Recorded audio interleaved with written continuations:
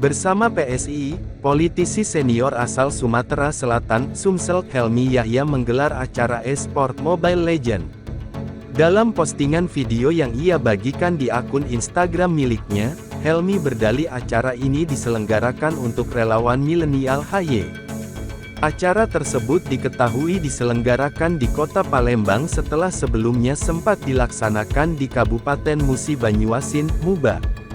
Helmy berujar, kompetisi Mobile Legends ini merupakan komitmennya bersama PSI untuk memperhatikan kaum muda sebagai penerus masa depan.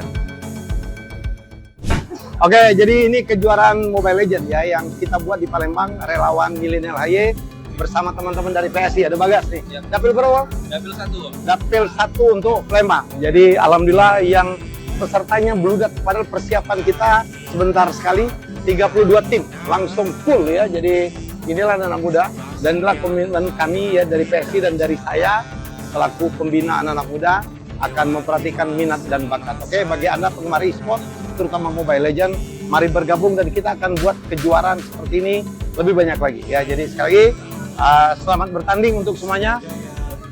Penuh loh ya, terima kasih. Ya, jadi jangan meremehkan anak-anak muda. Saatnya anak muda bangkit untuk merebut kesempatan memimpin Indonesia di masa depan.